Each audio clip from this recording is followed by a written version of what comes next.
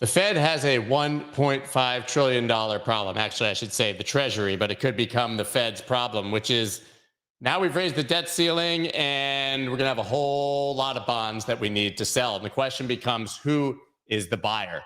Also, in that environment, we're still talking about whether the Fed is going to continue to raise rates or not into this environment. What's happening with inflation? You guys know it's Monday, and it's never been more important to understand macro than now, even if you're just a crypto investor. So guys, we're going to talk about it. Myself, Mike McGlone, Dave Weisberger. Let's go. Let's go.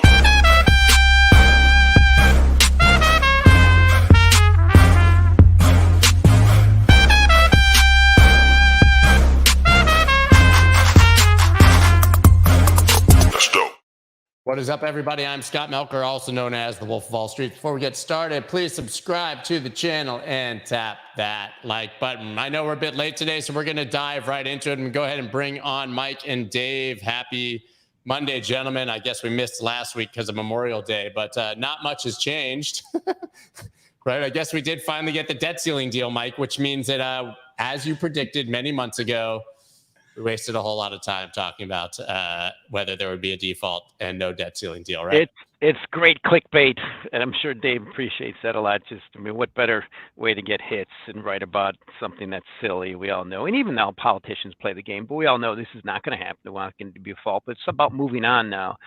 And even so, I really, I think the good scoop I can provide this morning is we just got off my morning meeting with our key strategists, and everybody appreciating we can get past this debt ceiling issue. But from our economist, chief economist Anna Wong, she came out swinging again, said this employment point was weak. And the key point is self-employed workers are plunging, and typically that happens in recessions. You know, the people who do all their little gig work, like you. I mean, in a good way. It's good you're safe. Yeah. But this is plunging. And then our chief equity strategist, Gina Martin-Adam, pointing out this extreme concentration risks in stock market, which is clearly obviously pricing for recession. Now she put a bit of a bullish spin on it. And this is where we disagree a little. Obviously, I'm still bearish, and she's been right this year. And then our interest rate strategist, Ira Jersey, says, yeah, we're going to get aggressive rate cuts when they start cutting. The key thing I keep watching is every time I look on the Bloomberg terminal, I see we still have these bars that show they're going to be hiking in the July or June, July meetings. And I look at that and like, there's really no chance I see of things like an end to this deflationary forces we're seeing in commodities. Bloomberg commodity index is down almost 30% on a 1-year basis. We're seeing a little bounce in crude oil today, but I don't really see an end to that until you get well past an easing cycle. And we're not even started yet. So we heard trickling every day now. We've seen trickling downward in China, which has been my expectation for years, but not doing very well. And of course, they just pissed off their best customers, Europe and US. So that's kind of a problem, major disinvestment. But in the shorter term, like the key thing is about OPEC plus meeting cuts this week. And it's silly how people who are still trying to play that bullish game in crude oil, yet it's been in bear market since 2008. And I did say 2008 because that's when it peaked, and last year made a lower high. And people keep looking for that old scenario by looking at this old supply side that they still matter, but less so every day. And so we're getting a bounce again in crude oil, and that's what's been happening. We get a bounce on the OPEC cuts, and then it goes back downward to trend. So I see crude oil right now, it's pushing towards 75. It's still going to head towards 50. Natural gas has already done the equivalent. Commodities always go towards their cost of productions in the long term, particularly when you've seen kind of dicey inflation or economic demand, which is not so great. So they always go towards cost of production. And the key thing I'll end with that's so important we need to point out is cryptos are showing divergent weakness now. This is on a quarter, on the whole quarter now. Q2, the Bitcoin's down 6-7%. Bloomberg Galaxy Crypto Index is down about the same. And the Nasdaq's up about almost 10%. That's a sign of divergent weakness. Now, people keep saying the correlations have broken down. I'm like, yeah, they're breaking down the wrong way. The fastest horse in the race is warning everybody, warning us that there's a problem. I know I have to say this very carefully on this program because we all have to listen to ourselves and our views. Is McGlone saying what we don't want to hear? Or is McGlone saying what he really thinks and warning us? And this is one thing we always have to be careful. I add it myself as a trader, an ex-trader, not like Dave who still runs money and you. I'm not out to I'm just like to point facts of what's happening. And I have to sometimes, I know in 2018, a lot of crypto people get very upset with me for pointing out facts and my views, but this is a fact in crypto space. My sense is most people think the worst is over, yet there's a good chance it might not be. Back to you. Dave, do you have any specific thoughts on what he just said?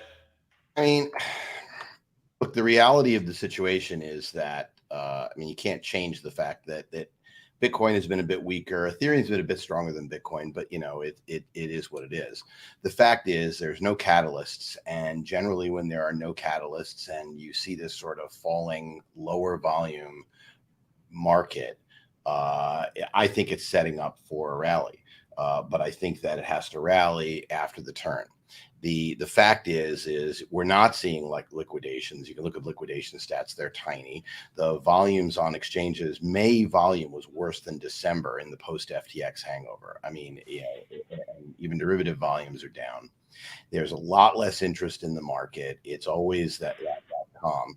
What I was explaining to someone this weekend, a fact, and while I don't trade anymore, for my own, because we're running a vendor, so I can't trade, Mike. I want to be clear. I mean, yes, most of my career was as a trader, so everything you say about me, in fact, is right, just not running money now. But I want people to understand the way cycles work.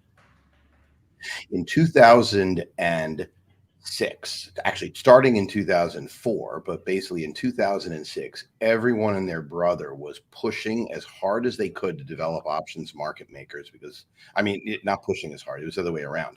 Everyone and their brother who had options market making was starting to panic. By early 2007, many options market makers got flushed out of the world because volatility was on the path from in the end of the internet bubble in the 50s. It was on a one-way collapse from volatility, the VIX, going from the 50s down to the teens and seeing plumbing all-time lows. The longer it stayed towards all-time lows, the more people exited that market, the more market makers were going kaput, laying off people. People were going into more and more strategies that are what I would classify as short vol strategies. Now, short vol strategies are things that are selling puts. There's an obvious example, but there are many. Basically, they're technical strategies. One of my all-time favorites was something called channelingstocks.com. When I say favorites, it's sarcasm, by the way. People claiming, I can sell the bottom of this range, buy the top of this range, and make money every time, right? And that works great in a low volatility environment. Then 2007 and 2008 happened. Volatility spiked. What occurred?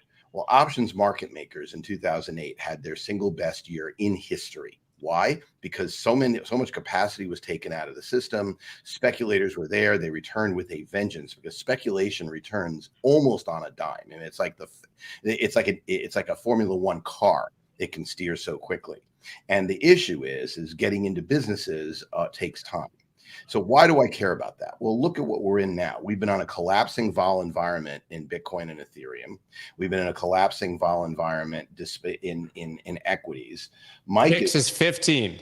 VIX is 15 right now, which, by the way, historically precedes a major drop. But go ahead. Yeah. Right. Exactly. So the question is volatility is primed. Now, what does volatility mean when volatility is primed? Well, it means that there's not nearly as much liquidity on the other side of major moves. Except what's actually happening and what is my thesis? My thesis is that the entire market is positioned for the Fed to ease because they see it. Mike is telling us that the Fed's not easing until we get some catastrophe in the stock markets, and he may very well be right. But the absolute reality is that people always try to front run it. Everybody tries to fight the last war. People remember that what happens. And people always are expecting V bottoms. They remember March of 2020. They remember all of this stuff. So this is that classic, and I always use the Princess Bride example, the glass in front of me.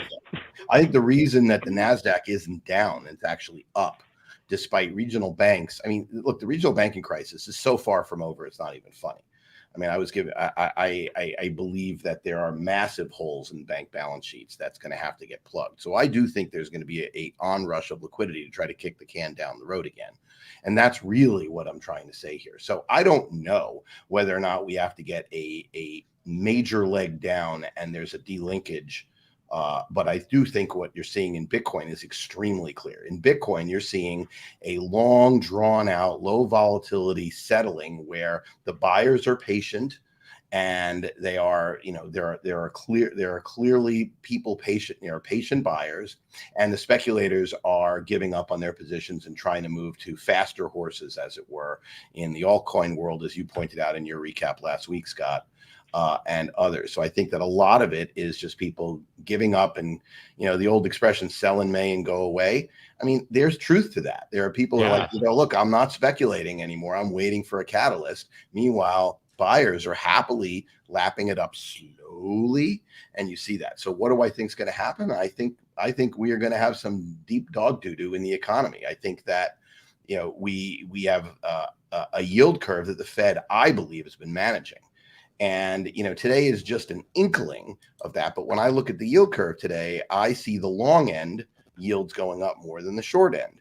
Now, I've never believed that it was because of a signal of recession necessarily. I mean, it could very well be true. They could be correlated. But I think that the Fed has been trying very hard to engineer low long rates. Why? Because the government has no way of making its debt service payments if the long end of the curve is at the 5.5 level, where the 6 month is, the 10 years at 3.7. That's a very large difference, Scott. And that's the difference between being able to make this budget or not.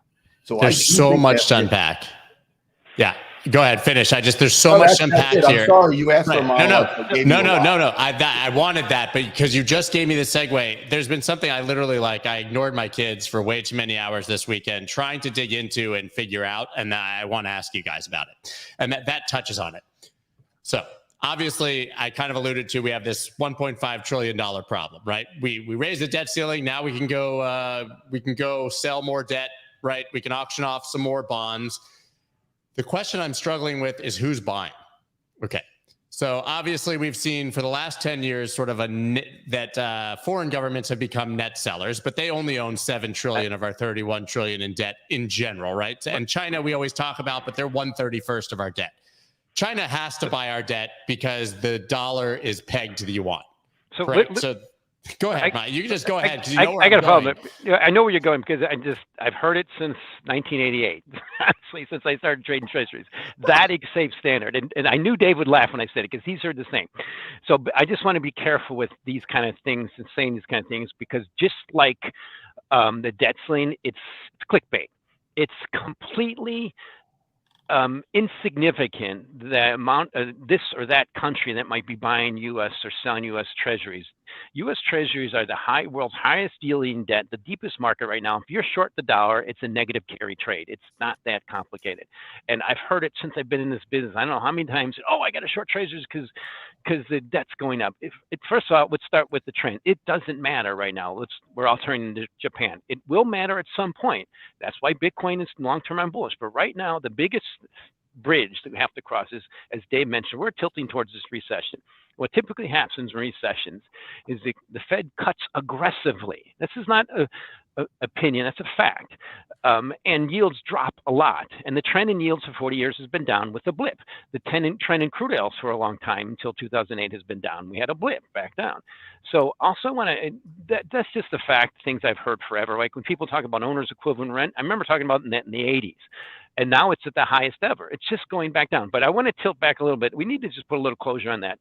That when you have boomers and anybody in the planet who can get 9% guaranteed in the world's deepest treasury market for next 2 years, okay, it's 4.5, so 2 years guaranteed, that's just a major suck of money and liquidity from all risk assets. But one thing I want to tilt back in is this is things that you really bring back memories of things I remember learning in the 80s. Can I ask one question, Mike? Yeah, I just want to, I had a follow-up on one thing there. Go ahead. Okay, I just want to ask one question. I understand absolutely who's buying 2 years. I'm trying to figure out who's buying 10 years. Who's buying 10 years? That's what I want you to cover. That was my next question, because I understand. Right, go ahead. Here's a good way to not get that one right, is to try to figure that out. Honestly, I just remember I remember I was part of what got me promoted. I'm in New York today, but I'm going back to Miami now. But what got me promoted out of the trading pits in the 90s was guys in the New York desks. When I was all bullish treasuries during that massive rally, you probably remember it from the late 80s up to into the recession in the early 90s was they kept asking me the same thing. Who's buying? Who's buying? Like, it's not who's buying them. It's that big of a market. It's the yields are that attractive on a global basis. They will drop. So that's what's happening. Now, I want to get on to the next subject, and that is volatility. Again, you remind me of being on the phones and hearing the guys in New York desk complaining about things like volatility. I remember one quote from one of the smartest people I knew in the business at the time was Mike. Volatility is always mean reverting. And that's the number one thing to remember about volatility. When you mentioned 15 VIX, Dave, you don't want to be short the VIX at 15. You want to short it around 30 or 40. And that's a scary thing. So I'll give back some of the best signals I ever had in this business. That was 2006. The VIX dropped to the lowest level ever. That's right about the time that the housing market peaked. And just like Michael Burry, I started shorting everything way too early. And then it popped from, I'm just looking like a 50-week, 100-week moving average. That was the lowest ever then. And guess what's the newest low ever? It was 2018, right at the beginning. And that's when I started pointing out volatility. Still hasn't had a decent, maybe a little spike, but nowhere near that 40 on the 50 or 100-week moving average. So volatility to me is still very low compared to where we're going in a recession. And it's a key thing to remember is volatility is always mean reverting. It's just too low. You don't want to short it here. But I want to tilt back a little bit to me, the biggest trade I mentioned right now is that consensus. It's a consensus everywhere that we mentioned the worst is over. So I look at it, as Dave mentioned, even if you agree or disagree with it, when you're making an investment decision, pushing that button to get overweight long a risk asset or underweight a risk asset, you can also, what I used to do is hook up a strategy that would protect you.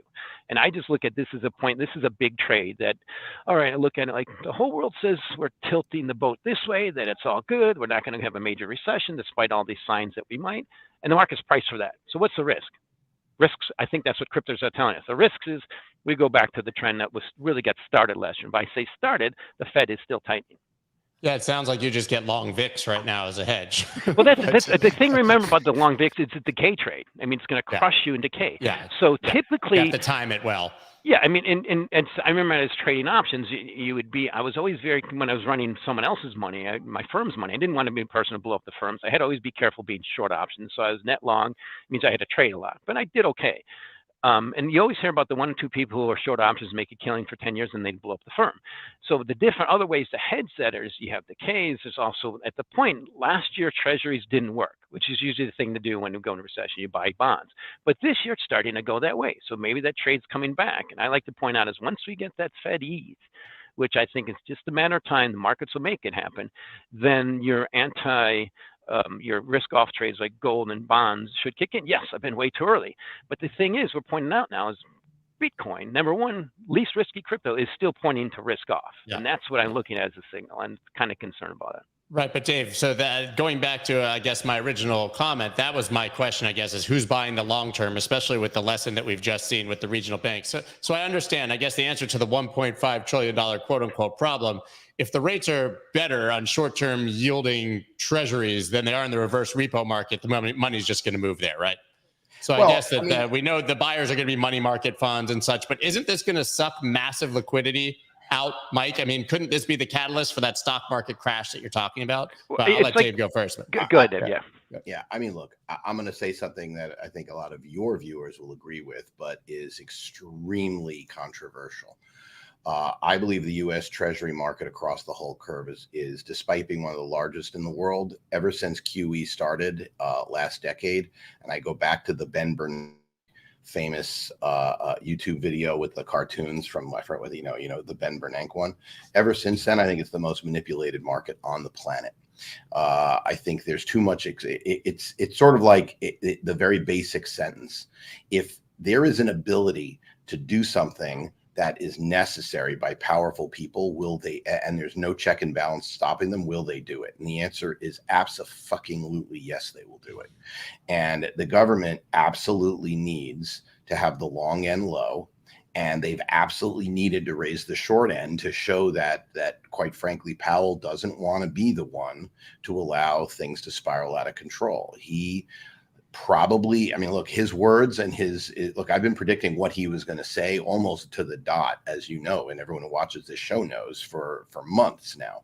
The bottom line is he, like me, believes that inflation, a large part of it on the consumer inflation side, is driven by inflationary expectations. And so he wants to crush people's expectations. At the same time, he can't allow the long end to go up and have positive real interest rates based on inflation, because if they did, the federal government literally would have no discretionary spending. This argument in the debt ceiling would be comical, because an extra, a 50% increase in the long rate would be enough so that that debt service would eclipse defense and the discretionary spending they're talking about. He can't afford that. And so it's a big deal. As a result of that, when you're a trader, you always learn, don't fight the Fed, but you also learn, don't fight the House. And the House right now is still in control, and that's fine.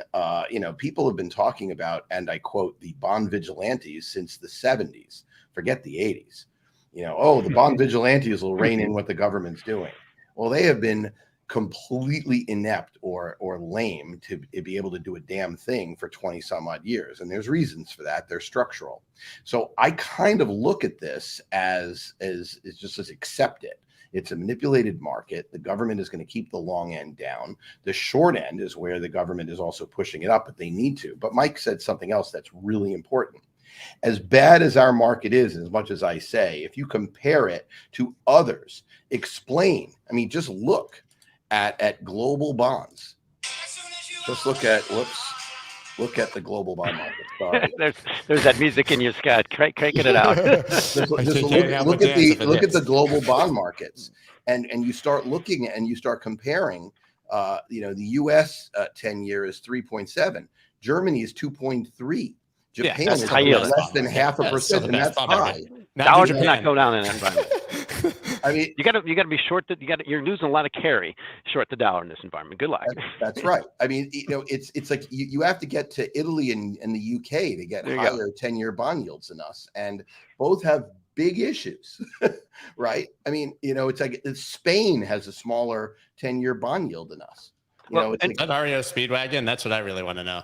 That was Roll with the Changes from Mario Speedwagon, and it is one of my ringtones. Okay, just making sure. Go ahead. But finally, what you said, Dev, is really important. I think it's profound too, because if it's a vested interest of some major authorities to get the long bond yields down, and there's fundamental inklings going that way. I like to point out that Bloomberg Commodity Index down almost 30% on a one-year basis. Only happened twice in history. 1981, big recession. I remember it. And in 2009, we all remember that big recession, and there's no sign of a bottom.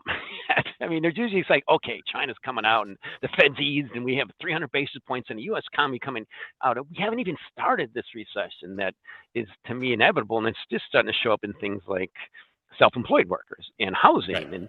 And so to me, when you have that's a big trade. And especially when you have people like me who got stopped out because of being early. And that's one thing I remember being with clients when you're on the phones. And I remember one client when I first started in business, a big bond trader, and he was trying to call the bond rally, started in 88, and it was all wrong. And it kicked in 89, and he got stopped out, and he was all mad. He used to yell at us on the phones and hang up on us. It was our fault, of course, because I was the guy executing. And then he called the year later. But it's just early, and to me, that's what's happened. Yeah, it's like, even I haven't talked about it in a few weeks, but the other one that we watch, I mean, everything is pointing to what you're saying in the real economy, right? Even my favorite, the Baltic Dry Index, is now getting very close to the levels upon which officials panic. And you can go back and look at it. It had its pretty severe, its blow off top in September of 21, just as COVID was opening up, and then it came off a little, and then it went back, and again, it is less than 1/3 of where it was in May of 22. And 919 now. 919 now, and it was, I believe, in October 21, it was 56.93. Yeah, so it's like, it's very sensitive to shipments and globalization, so it's not only a pure economic indicator. But look, the real economy there's a lot of cracks showing up, and we haven't talked about it today, so I'll mention the other major problem is like there was even a story about the tier one banks. I mean, the CEFI banks having more capital requirements being posted on them because people understand the real issues there. Yeah, but that's oh a my big one. God, what's going on with bank lending at the regional banking level, where we know that there's a multi-hundred million hole in the balance sheets of many of them that we haven't even talked about. I mean, yeah, sure, the U.S. Treasury hole is a big hole, but a bigger, more important hole, because there's no obvious backstop to it, is commercial real estate. And it seems getting pretty obvious. You know, I was talking to a real estate expert over the weekend, and he was saying that in New York, the only way out is to be able, because there's a tightness in the residential real estate market, mostly for structural reasons like rent control, et cetera. But, you know, we won't go there. But there is tightness in that market. And the commercial real estate market is an absolute disaster. They don't want to call it a disaster as they're trying whatever, but leases are going to start to come off. And you find a company who has full offices 5 days a week. There aren't any. Even the ones that are bringing people back to the office are letting it be, you know, only 3 days a week. And 3 days a week, you could stagger it.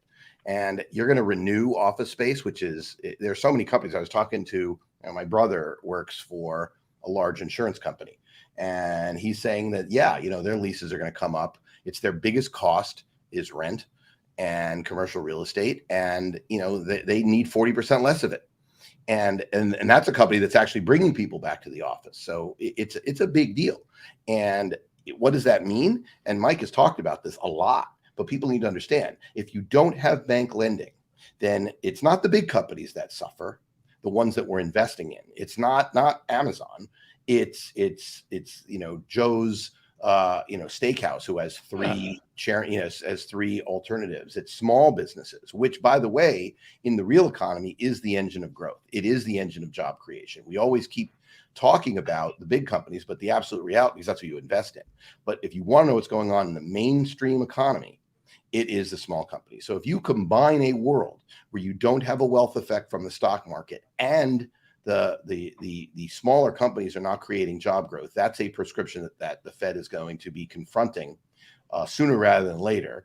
And Mike isn't the only person who thinks that if Powell does actually raise again and doesn't start cutting soon, he's going to go down as the dumbest Fed chairman in history. A lot of people think that. And I personally don't think he's dumb. I understand what he's doing, but I think that I can easily see why people would have that opinion.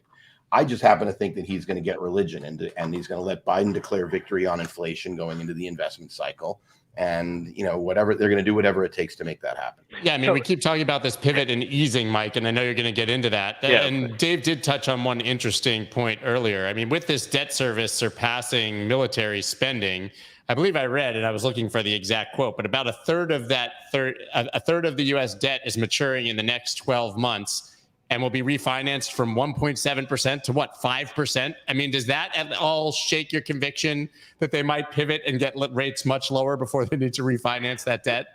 Well, that's a conspiracy theorist, which I think Dave is great at digging into, knows more about it than I do. But I think it's less conspiracy, just the macro. I mean, what's the yield in Japan? And what's that been doing for you ever? You mentioned Germany. It's just the whole world is heading that way.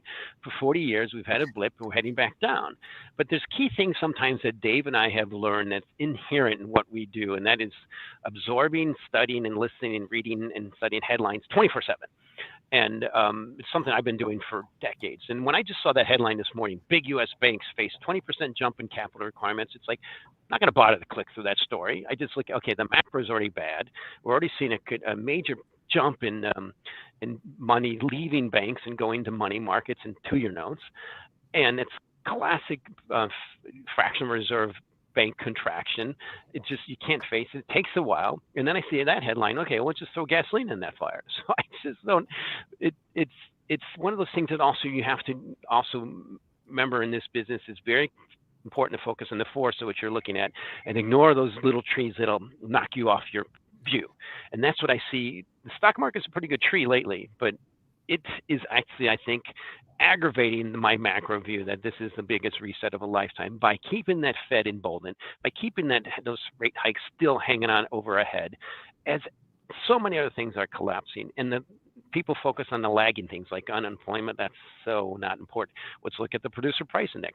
The fact, since 1948, it's never dropped as fast as it is now. And then I say that as a fact. should scare me. It should scare everyone. And what is being done to help alleviate that? Nothing. It's still going that. And the fact that we're having bank deposits on a year-over-year basis drop at the biggest, the highest rate in our database since the 50s. And what's out to stop that other than maybe just a pinprick every time one or two banks fall? Nothing. The macro's still bad. That's why I look at the big picture. You have to think at least 12 months forward. And that's where I'm still concerned that you see the Fed funds rate 12 months is still around 5%. And that's still restrictive, because if I'm going to get 5% and guaranteed 10% in 2 years, why would I invest in any risk asset, particularly if you start rolling over like cryptos have been doing? Look, but how will the United States make those debt payments if they have to refinance at 5%? Well, that's the thing. But that's the thing. I want to mention that that's a tree in the forest. When you've heard it as many times, I'll send you. You know what I'll do? I have a picture of me on the cover of, I think, of the Albany Times in the 90s, and how bad the debt was and everything back then. It was around $4 trillion. And it's just, we just want to know if you had hair back then. I did. Oh my God, I need this picture. And you just get so immune to it because it absolutely will be a big problem soon. It's a bridge to cross. Right now, we're more significant thing is that bridge is this big recession, the Fed's still tightening, and maybe it's going to aggravate. But remember, we have the enormous privilege of the world's base currency, enormous privilege of, not so much a privilege, we've earned the right, we protect the world. I mean, just imagine this little veil in Europe, we had these tanks coming down from Russia. Just imagine the US says, okay, yeah, we're kind of done. You guys are on your own. It's just the strength of what the U.S. can do and to support its currency and its dollar and our treasury market so deep is just impeccable. So I'm not worried about that. It's just be careful with those little nuances about this. I think I've been obsessing. Look, I think I've been obsessing over the trees. Well, no, I mean, I think that it's important to understand. You're trying to read tea leaves here, and I think the economy is so much worse. So once again, conversation over the weekend. This is, my brother Adam made the point that every insurance company he knows, every financial analyst he knows are rapidly and have been rapidly putting people into banking situations where they're spreading out the 250, 250, 250. The fact of the matter is, he phrased it simply. He said, there's trillions in bank deposits at risk, and the FDIC's account, which assumed that every individual would just put their stuff in one place, isn't ready for this. A banking contagion right now would be so much. The FDIC would be gone in a blink. I mean, it is such a thin line. I mean, I don't know how to explain it. If you ever play the game Risk, I mean, the FDIC is trying to hold on to this huge thing with like one thing in each country, and there's stuff masked at the borders. I think that and the government knows this. I mean, the Fed understands this. That's why the BTFP was the bazooka. They basically said, listen, 100% of all this impaired collateral we'll give you money against. Don't be horribly surprised to see something similar on everything else, because they can't afford. You heard what Mike said. The bank deposit outrush is there. They can't afford to see the dominoes starting to fall in the whole banking system. And so I personally think that things are, I agree with Mike. I think things may even be worse than he's saying. Not that I want to take over the title of McGlone. But I tend to think the markets are trying to anticipate and front run what's going to happen, which is that companies that depend on the real economy are going to be in deep dog doo-doo, and companies that are speculative might actually do better when the Fed absolutely has to act to staunch the bleeding. Because we know one thing is certain: you're not going to get Congress or the president to be able to do a damn thing in this country, to start stanching the bleeding. I mean, they could barely, it took to the 11th hour to agree on a compromise that was, I hate to use the words, but freaking obvious, right? It was what they needed to do, and now we'll talk about a lot of other stuff. But the truth of the matter is, there's some serious problems. The difference between Mike and I is purely on whether or not the market will wait till the depth of recession to bottom, or will it bottom when they see that they're going to try to pour liquidity in to try to fix it. I think that they won't wait to the bottom. I think they'll try to front run it. That's the only difference between. But that's semantics for everybody who's listening, right? Like, that's the tree through the forest. To your credit, right? If the conclusion's going to be the same, who cares about the timing? I think that's my point. No, Like, it matters. if we're all here with a low time preference, and for all of your we're looking at viewers, it. here's for all of your viewers what this means: don't use leverage. Well, I like that. I have to expound on that a little bit because when I grew up, I was born and raised in leverage, in futures. I mean, I grew up 30 miles south of Chicago Board of Trade, starting that business, and everything's about leverage. And we used to say, oh, he's trading without stops. It's just a lesson you learn when you're using, typically it's 21 leverage in futures. You got to have stops. And then, of course, there's options. You can get 101 leverage. And long-term capital management was getting 101. That's one thing you leave. I talked on a little bit, I mentioned a little bit earlier. Is Treasury is the most leveraged market on the planet. You can get that financing for just about free. But to me, this is also part of the macro.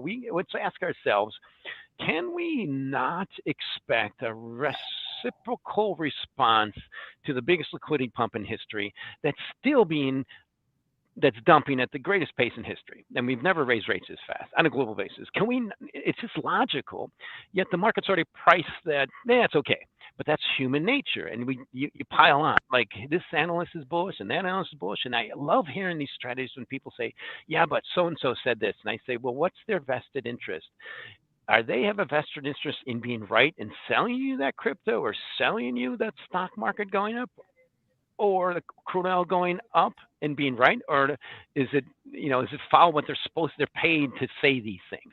You hear these major strategists from major banks coming out with these bullish economic things. I'm like, that's the difference with me. I'm paid to be right in the long term and get readers. I think it's very important to understand. I mean, when you look at the stock market today, the vast majority of the stock market are in companies that are it's basically very much tilted toward the large side. Now, last week we had NVIDIA is number 4 in the NASDAQ. I mean, that should terrify everybody, because when that comes crashing down, watch out below. But go ahead. Yeah, that's right. No, I mean, that's kind of the point. Look, at the end of the day, I am not bullish. I'm not even remotely close on the stock market, but I do think the carnage is going to be more in Main Street than it is on Wall Street. That is literally what I'm trying to say. And I think that the government has had a history of reacting to Wall Street as a harbinger of Main Street, but I think that sadly, decades of delinking. I mean, it's a lot like someone who's on drugs. Right? Someone who's on drugs can't just off taking drugs, or they go through withdrawal. I mean, the U.S. economy was addicted and is addicted to debt and was addicted to liquidity. They turned off the pumps, and all of a sudden we start seeing massive cracks. And so what they do, they had to put back on certain liquidity patches. I mean, the BTFP is the moral equivalent of methadone for the economy. But it's not just the only one drug. I mean, I really think that there are a lot of people who are sitting in the halls of power who say, we had a 30-year period of rampant asset inflation and zero consumer inflation because those assets replaced labor with capital, allowed for globalization, et cetera. And that was actually pretty good. And between the pandemic and our policy response, we mucked that up. And so they want to try to unmuck that up. Now, can they go home again? Can they make that happen? I kind of doubt it, but I do think they'll try. That's the difference. Mike? I'll let you transition on that one. By the way, this is totally like a sidebar, but Mike, did you see the article? I think it was yesterday. Yeah, yesterday in Bloomberg. Let me pull it up. I have it. A 1.5 trillion backstop for home buyers props up banks instead. Did you see this? I did not see that one. Okay, we'll talk about it another day. This is basically saying that the Federal Home Loan Bank Program, that's meant obviously to help people get mortgages, has been the fundamental backstop for the regional banks. And that's why they're still surviving. But I guess it's worth discussing on another day. And by the way, that's why Silvergate went kaput, because they were pulled out of that. But the article was saying that the bonus, I think, for Teresa Bazemore, here it is, the head of FHLB in San Francisco, was $2.4 million last year. There's a chart that says that Jerome Powell made $203,000 last year, and these people who I think are federal employees are getting like $2.2 million bonuses because of success. But let's talk about the Fed and Jerome Powell, because that's the obvious pivot here. They're going to keep raising, people think, Mike. I mean, you think, I think pause June, raise July. I mean, this is one thing I've really enjoyed, how economists and people who predict the Fed. This used to be my job at primary dealers, as Dave knows, is the primary purpose of a primary dealer is to figure out the Fed and make money doing it. Now, that hasn't, there used to be 40 of them. Now there's like 18 left because we have markets do that for us. Now we have on the Bloomberg terminal, I have this WIP function. It doesn't matter what I think. This is what the market thinks. The Fed is going to, by July, there's a 55% chance they're going to raise rates another 25 basis points. It doesn't matter the exact percentage. The point is they're still tilting towards raising rates. Why? Because they're following inflation data that's very sticky. Personal consumption expenditures, employment cost indices, all driven by Homer's equivalent rent and things like that. That my economist Anna Wong says her models are saying they're supposed to start tilting towards cutting, but they can't because they're still following these lagging inflation metrics, which is the key thing that's part of the lose-lose from McGlone. It's very rare you'd ever see this, but they cannot ease with the ease they have until markets make them, or we have this long delay, which would be wonderful. And that's where I think cryptos are starting to trickle down, or saying, okay, guys, there's a problem. Collapsing commodities are pointing out clear deflation, but the Fed has to ignore that until their data shows we're okay. And I think they're going to flip on a switch, but that's why it's still not happening. We're still not seeing that give from the stock market. That's the number one thing that I see right now. We're priced for this 55% hike by the time we get to 25 basis points, by the time we get to the July 26th meeting. And I want to point out on July 13th, we're going to get the producer price index, which is probably going to show negative year over year. And just the fact that the Fed's still tightening with them, that number dropping the fastest ever. Now it's a high beta measure inflation, is to me, it's classic. Like we mentioned, I think Mr. Powell's going to go down in history as person who helped aggravate this great potential depression, and not only because of he just happened to be in the wrong place at the wrong time and just didn't catch the inflation early on and didn't start cutting, but now there's that consensus that he has to keep tightening. The market's priced for it, yet there's a lot of reasons that he's stuck. There's nothing he can do. That's the lose-lose. He can't really cut now because if he's wrong, he loses. And in this case, if he's right, I think we're going to get a collapse in inflation. But that's already started. See, I look at it slightly differently. I think that, I would happily bet you we'll figure out, a steak dinner, whatever, that there will be no more rate rises this cycle. I think that Powell will take the June pause and extend it and keep extending it and whatever, because they know what you and I suspect, which is they understand the fissures in the banking system. And I don't think they could have realistically halted or paused rate cuts at any meeting before now without having to admit that to the wider audience or the wider world, and that would engender panic, and they're trying to say everything is cool. So I think saying we're watchful and we're waiting, and if they get a PPI print, they'll point to that as their reason. They'll use it as their justification, because I look, at the end of the day, I thought they would raise rates and try to jawbone and talk about it last time. We all talked about it. But the fact is I think had they not, it would have been seen as panic. And the last thing they can afford is to act act in panic. But once they pause in June, which I think most people believe they will, I think staying on a wait and see attitude through the summer until they start seeing those turn downs is possible. And if the PPI is negative, they're going to absolutely use that as their justification. So it's just optics. I got to follow up on that. Like it's just optics. You just wait a bit, so we're not embarrassed and we don't look stupid. We just keep destroying the economy. Exactly. That's how important human nature is here. Let's think about what the fact is. What Dave just said is a fact that by not hiking, they're considered that they're panicking. I'm sorry, I'm kind of lost. I usually thought that meant if you cut a lot, that's panicking. So see where we've switched here. See where the human nature is lose-lose. That's why McGlone comes out and shines. I mean, I can just buff the head a little. It's just the fact that we said these things that we all thinking, okay, wait, if they didn't hike, it's panic. Yet, commodities are collapsing, inflation's collapsing, and all these signs are saying that this is a historic event. That's where it's a lose-lose. Yeah, no, I mean, look, there's little doubt that the hangover of many things is contributing to a contraction on a pretty epic scale in the mainstream economy. And it's not just a collapse, it's a shift, a turning, if you will, to use certain people's, whatever, to new things. I mean, business models are changing. I mean, the entire notion of large companies with integrated workforces all filing into the same buildings. Watch a movie from the 50s or the 60s sometime. Yeah. That's gone.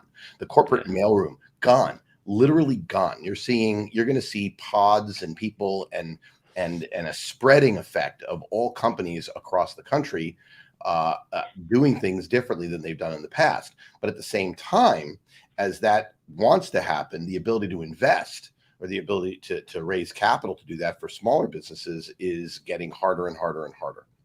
And so, yeah, there's a lot going on here. And I think that, we're paid to sniff out meta trends. I will often tell people that my timing is often wrong. Yeah, I know that feeling. So, on my personal stuff, I called the global financial crisis, but I called it 1.5 to 2 years early. I'm calling for a very different investment thesis going out, but I fully understand that we could see a disastrous fall. I mean, it's not people think that, well, it's just a coincidence that all the crashes we've ever had in the market are either in the August through October period.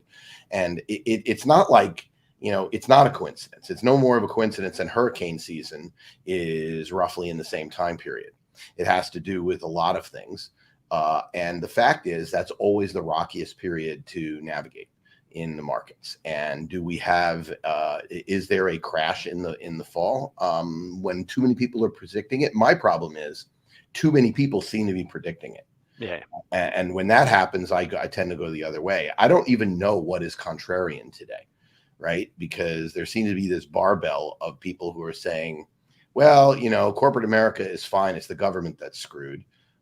So let's party on. And then there are others like you, and there are many people like you saying, yeah, well, look at this and look at that. And we're due for a major recession, and our stock prices are massively overvalued. And NVIDIA being the poster child for that.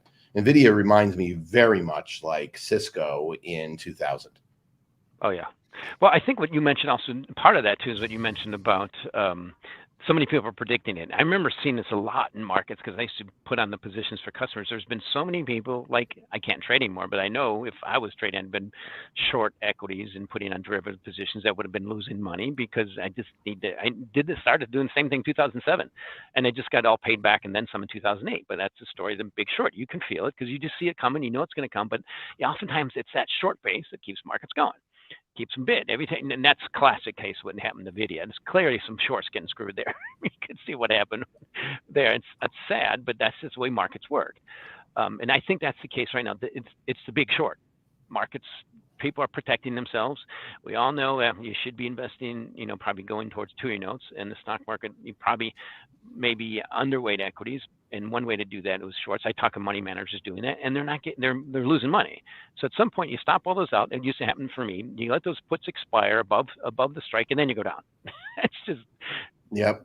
No, I think that there's a lot. I mean, there's been a recent spike. It's nowhere near historically, massive or anything, but a recent spike in put buying as well, because this happens, and then people lose their money. The strikes go off. They lose it. I mean, we all know that people who use options to make leverage bets on Delta, it's a very expensive way to do it compared to other ways, like perpetual swaps, etc. And those strikes are what they are. That's why I think that there might even be another short-term leg down in volatility. It may continue to compress, but when the dam breaks, that's why, which is how we started. You can see all sorts of interesting occurrences. And generally, just to be clear, because Scott said this before, but I want to be clear, if you expect a massive spike in volatility, you're expecting a crash, because there is a high correlation. It's not always true, but it's a high correlation between spikes in volatility being disasters as opposed to rallies. Rallies tend to be climbing a wall of worry, grind higher, and push volatility down. Crashes are crashes. Right now, it's not always true, and in Bitcoin, it's a little bit different. because Bitcoin itself is an option, really, and we've talked about that before many times on its own adoption. People buy Bitcoin because they see a 20-to-1 or more potential in it. So why you would use leverage to trade that is completely beyond me. But be that as it may, the fact is the market looks like there's a possibility there. I will just continue to caution people that be careful what you're shorting, because it may very well be you could see a world where non-listed small private companies or micro caps are the ones that get absolutely annihilated, and mega caps do well. Because of government. I mean, there's like 5 companies holding up the entire market, right? Well, no, it's actually the breadth. Last week, the breadth was really good on the positive side. I mean, you should have Mike Alfred come on one of these conversations so he could present the counterpoint to Mike, because he looks at this stuff and is much more bullish on certain groups of companies. But I don't think he would disagree with the mainstream economy. I don't know. You should ask him. Well, just taking it back a little bit, we mentioned NVIDIA. I put out a piece this morning. I had to overlay the chart of Bitcoin with NVIDIA, and they just like copper in the stock market. They're very close. And all of a sudden, Bitcoin starts going down, and NVIDIA is breaking out. And I compared the market cap.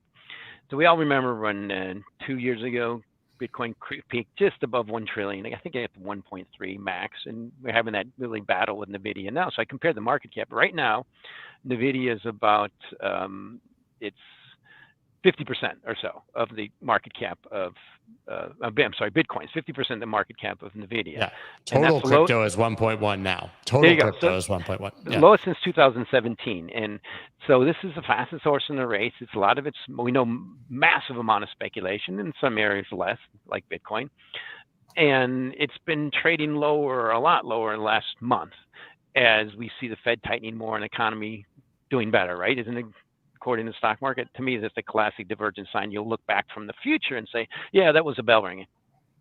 And what is ringing that bell? It's really simple. The hype on AI and the fact that people think that NVIDIA is a proxy for investing in AI, which is literally insane.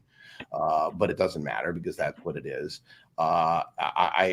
Let's put a time capsule 2 years from now. People who are long Bitcoin, short NVIDIA, Bitcoin's market cap will be higher than NVIDIA's in 2 years. To me, that is a great pairs trade. But it's a pairs trade that you could have, the market not with leverage. Leverage. The market could remain irrational longer than you can Dave, do you remember fuel cell stocks? Yes. Remember that big pump in fuel cell stocks? Was it 20 years ago? I mean, look, we've seen it. It doesn't matter. It's like these things happen. People get excited and they want to invest. And then where does that investment go? It goes into what they think. Oh, my buddy told me that NVIDIA is going to be there. And stocks become stories and not discounted future cash flows, right? And it happens all the time. It's particularly prone to technology. It's particularly funny because technology, as a general rule, has lower barriers to entry than almost anything else. I mean, brand has a much bigger barrier to entry. Apple, yeah, it's their technology is good, sure, but it's the brand and the ecosystem that matters. If someone came out with a faster chip than NVIDIA, what happens? I mean, it's important to understand. I mean, Intel's had the same thing, but it's not an is fairly clear. But the fact is NVIDIA, are GPUs really what's going to be used for AI? Or is AI going to do the same damn thing that Bitcoin mining did? Either way, either way, if AI is going to be that big, everybody's going to catch up, and NVIDIA is going to get a ton of competition. And I literally posted it. I don't know if I have it. We got to go, but I'm going to show it now because it's funny. Because hearing the NVIDIA I can't find it. I have a chart though, but if you look at NVIDIA and Bitcoin, they literally peak when Bitcoin peaks to 69,000 was NVIDIA's all-time high. And they both go down exactly in lockstep as Bitcoin goes down. And if you believe that we're going to see an AI hype bubble, now it's jumping over to a correlation with AI and we'll probably do the exact same thing. It's just like people weren't here 2 years ago or something when we were having the same conversation about the same company, but with all the Bitcoins going to $1 million hype. Right, exactly. Yeah, and that's guys. We're 10 a.m. Thank you guys so much for joining. Everybody for listening. Mike, you every day, like obviously we do this. Like I never stop. It's a very important reminder for me when I show up on Monday to take a deep breath and see the forest and not focus on the trees, because I will say that I went down a deep rabbit hole this weekend focusing on the trees, and you straightened me out very quickly. So hope I can live up to that, and we'll see if the market war goes away. Either way or not, it's good to just remember that sort of lesson, that it's not the first time we've been having these conversations, and that the world's still here. Well, one little thing. I just remember I was my first year working in the trading pits. And I remember my boss was this guy who had been traded forever, and I was bullish treasuries, and I was a 25-year-old nothing. I didn't know anything, and I remember he showed me like 18 charts why he was bearish. And then I looked away and I said, okay, and I just listened. I walked away, and I turned out being right on that one. And I remember that was a good lesson to me, that he was focused on too many of the trees. Yeah, I think it's perfect. Well, you guys made me take a deep breath today, which I think sometimes is essential. No matter how many times you tell yourself to look at the big picture, it's hard not to get sometimes, I think, caught up in the noise. So everybody, obviously, Twitter Spaces in 15 minutes, as we do. Mike, Dave, if either of you are around, you're welcome to join, by the way. It should be interesting. Probably largely a continuation of this conversation, I would think, to a large degree. Otherwise, everybody, I will be back tomorrow morning, 9 a.m. Eastern Standard Time. Mike, Dave, every week, man. I just appreciate it so much. So much good information, I think, in a world of just horrible takes. So I appreciate it. Thank you. Take care. Thanks, Scott. Cheers. Thank you. That's dope.